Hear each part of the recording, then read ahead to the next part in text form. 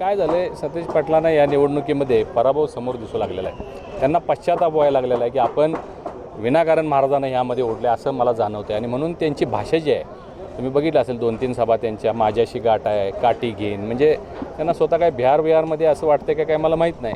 भाषा त्यांचा भाषेवरचा तोल म्हणजे गेलेला आहे आणि ते नेहमीच त्यांना थोडंसं त्रास होतो आहे मानसिकसुद्धा त्रास त्यांना होतो. अशा उद्या मोदी येत आहेत सभेची तयारी सुरू आहे काय एकंदरीत कशा प्रकारे नियोजन असणार आहे काय सभा असणार आहे? गेल्या 10 वर्षामध्ये प्रधानमंत्री मोदीजींनी देशातल्या नागरिकांसाठी प्रचंड मोठ्या प्रमाणात विकासाची कामं केलेत अंत्योदयापर्यंत आणि त्यामुळं देशातल्या सर्व नागरिकांनी मोदीजींना तिसऱ्यांदा पंतप्रधान बनवण्याचा निर्णय घेतलेला आहे. कोल्हापूर लोकसभा आणि हातकणंगले लोकसभामधले 2 उमेदवार संजयजी मंडलिक साहेब आणि धैर्यशील माने दादा यांच्या प्रचारार्थ कोल्हापूरमध्ये 27 तारखेला 5 वाजता तपोवन मैदानावरती ही सभा आयोजित केलेली आहे. तुम्ही पाहू शकता जय्यत तयारी सुरू आहे. साधारण 1.5 ते 2 लाख लोक या सभेला अपेक्षित आहेत. 10 वर्षानंतर मोदीजी कोल्हापूरमध्ये येत आहेत त्यामुळं लोकांच्या मनामध्ये प्रचंड उत्सुकता आहे. ज्यांनी या देशाला एक नवा आयाम दिला नवी उंची दिली अशा लोकनेत्याचं भाषण ऐकण्यासाठी कोल्हापूरकर उत्सुक आहेत आणि उद्या मला वाटते गर्दीचा महापूर इथं येईल आणि उद्या मोदींची स्पीच झाल्यानंतर भाषण झाल्यानंतर महायुतीच्या दोन्ही उमेदवार हे प्रचंड मताधिक्यानं गतवर्षीपेक्षाही जास्ती मताधिक्यानं निवडून येतील याचा मला विश्वास आहे.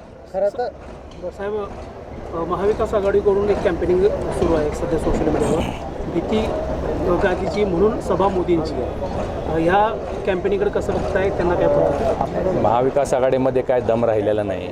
त्यांच्याकडे नेते नाही आहेत. ते नेहमी मान सन्मानाच्या गोष्टी करतात. खऱ्या अर्थानं जे समोर उमेदवार आहेत त्यांचा सन्मान करण्याचं काम भाजपनंच केलेलं आहे. देशामधल्या राजघराण्यांचा सन्मान करण्याचं काम भाजपनं केलेलं आहे. तुम्ही बघितलं असेल की आमच्या उमेदवारांचे अर्ज भरण्यासाठी स्वतः मुख्यमंत्री महोदय आले, उपमुख्यमंत्री महोदय आले. आज आमच्या दोन्ही उमेदवारांच्या प्रचारासाठी स्वतः प्रधानमंत्री येत आहेत. त्यांना या देशामध्ये 400 पारचा आकडा करायचा असल्यामुळं ते कष्ट करतायत मेहनत करतायत. परंतु जे या सन्मानाची आणि मानाची भाषा करतात त्यांच्या प्रचारासाठी राहुल गांधी आले का हो? त्यांच्या पॅम्पलेटवरती राहुलजी आणि सोनियाजींचं फोटोसुद्धा घातलेला नाही. काय कारण असावं याचं?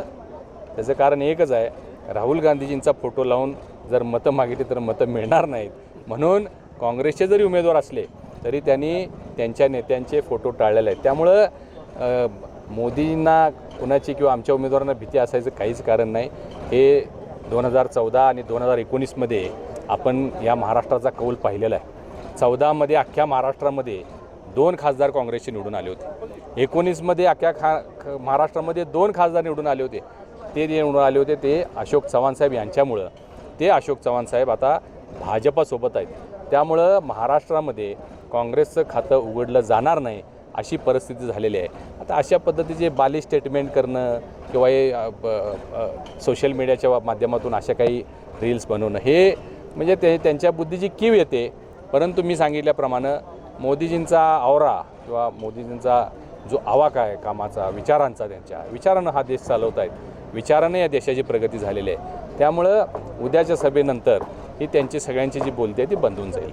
आज महाराष्ट्राच्या दुसऱ्या टप्प्याचं मतदान जे आहे ते पार पडलेलं आहे. काय वाटतं एकंदरीत कसा कल वाटतं? कारण की टक्केवारी काहीशी साधारण असल्याची जाणवतं पहिल्या टप्प्यात. नाही, टक्केवारीच्या बाबतीत थोडासा एक उष्मघाताचा परिणाम आहे असं वाटतं आहे. परंतु आम्हाला चिंता करण्याची आवश्यकता नाही आहे.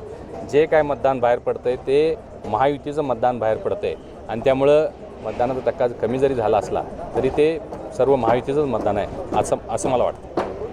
काल साधारण ही पूर्ण सिक्युरिटी प्लस स्टेज मंडप या नियोजनाबद्दल आपण पाहू शकता हे तपोवन मैदान ऐतिहासिक मैदान आहे. महात्मा गांधीजी इथं त्या काळामध्ये येऊन गेलेले होते त्यामुळं याला एक ऐतिहासिक महत्त्वसुद्धा आहे. याच मैदानावर प्रधानमंत्री मोदींची पूर्वीसुद्धा 10 वर्षापूर्वी सभा झालेली आहे. आणि एक अतिशय भव्य दिव्य मैदान आहे.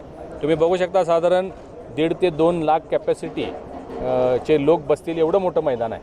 आणि त्यामुळं आणि शहराच्या मध्यवस्तीमध्ये आहे. तुम्ही पाहू शकता की उद्या जवळजवळ 1.5-2 लाख लोक ज्यावेळी या सभेला येतील आणि या सभेतून परत आपापल्या गावी जातील तर त्याचा मोदींच्या विचारांचा वारसा घेऊन ते ज्यावेळी आपल्या गावी जातील त्यावेळी प्रचंड मोठ्या प्रमाणात महायुतीला समर्थन मिळेल आणि तुम्ही तयारी पाहू शकता.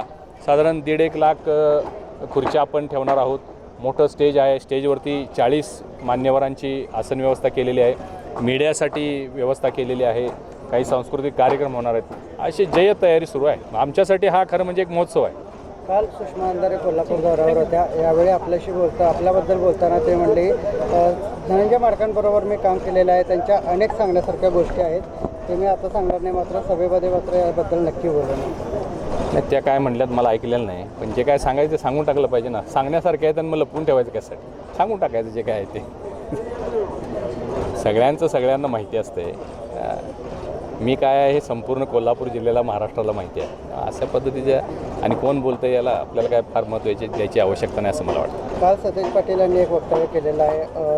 एकंदरीतच मंडलिक यांनी महाराजांचे पाया पडलेले फोटो आहेत ते मी व्हायरल करेन असं एकंदरीतच इशारा जे आहे ते दिलेला आहे. जेणेकरून यामुळं सन्मान जो आहे तो त्यांनी गादीचा राखावा असा इशारा देखील यावेळी त्यांनी दिला. महाराजांच्या पाया पडत्याला फोटो व्हायरल करण्याची आवश्यकता काय? आम्ही आजही त्यांच्या पाया पडणार आहे, उद्याही पडणार आहोत. आम्ही जोपर्यंत जिवंत आहे तोपर्यंत त्यांच्या पाया पडणार आहोत. आणि सगळे पडतात, सगळं कोल्हापूर पडतं आहे. कोण पाया पडत नाही महाराजांच्या? आणि त्याचे फोटो व्हायरल केल्यानं काय होणार आहे? उलट मंडलिकांचा मान वाढणार आहे यामध्ये. कारण महाराज हे सगळ्यांचे आदरस्थान आहेत.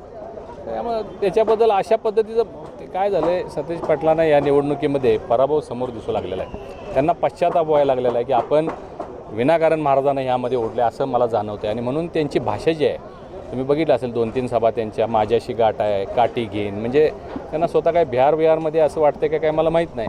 भाषा त्यांचा भाषेवरचा तोल म्हणजे गेलेला आहे. आणि ते नेहमीच त्यांना थोडंसं त्रास होतो आहे, मानसिकसुद्धा त्रास त्यांना होतो. अशा काही गोष्टी झाल्या की आणि मग असे काय तर ते बोलतात.